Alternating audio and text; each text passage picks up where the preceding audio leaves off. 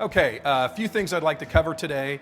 First, importantly, putting social media in perspective, because a lot of people have trouble with looking at their marketing programs and how things fit together. And social media, very important in how we look at perspective.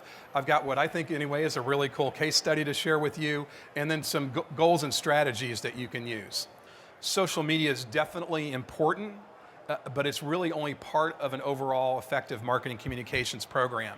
If you think of it this way, the brand image sits at the top. Underneath that, you have all these different disciplines within marketing communication. Advertising, public relations is a big component of that in industrial marketing. One-to-one communications, channel communications, which really for us means dealer communications, trade shows, event marketing, that type of thing. And then of course, digital communications fits in there. So what we recommend to people is that they think of social media as collectively as a campaign within their overall integrated marketing communications program.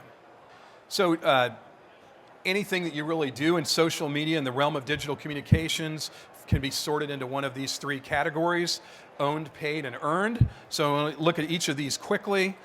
First one, owned. These are things that you have control over.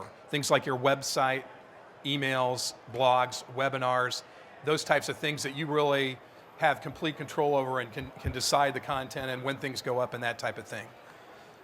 Then there's paid communications, which would be things like banner ads, online sponsorships, and paid search, like if you're you're paying for keywords on Google and that type of thing. And then finally, earned, which are things that you work towards but can't really guarantee that you buy them. Things like online public relations placements, viral media. There was an example used in the earlier session here, the town hall meeting on workforce development, where they were talking about, you may have the NASA engineer that had the mohawk, and how that was really exciting what happened with the Mars landing, and how he kind of became a viral sensation, and so those kinds of things are really things you can't buy, and you can put them out there and hope that they catch on. In that case, it was one of those interesting things that did, and it actually was helpful. Put kind of a young face on engineering and the career opportunities in that. And then there's word of mouth as well. So remember earlier how I said that we'd like to think of social media as a campaign within an overall integrated marketing communications program. I'd like to get back to that. The idea here is that you want any social media that you use, you want to work in harmony with each other. You want that the idea of all of the individual pieces in social media collectively having a greater effect than any one thing individually.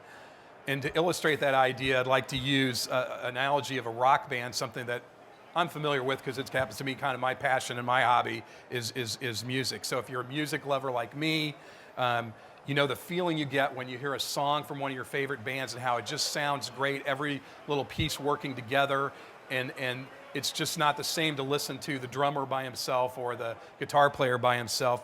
It's just the sound of the band together is something that really you like. It's amazing to you, and it sounds great. The same is true for social media. Here's the actual analogy, one you can use. And this isn't a perfect analogy, but it's one that's kind of interesting. I like to look at it. If you think of the vocalist in the band as the one delivering the message, you could equate that to the blog as part of your social media. The drummer is the one that kind of keeps the beat, keeps things going. That's Facebook. The guitarist is the one that adds flair. They're doing solos or arpeggios, that type of thing. That could be Twitter. The band manager is the guy that handles the business, does the bookings, promotes the band. He's LinkedIn. Fans being the ones that kind of get the message out there and spread the word. You could equate that to Pinterest or Tumblr. And then the critics who evaluate the band and write reviews of the band, things like Clout and Peer Index. So hopefully this provides kind of an interesting way for you all to look at how the different elements of social media goes together.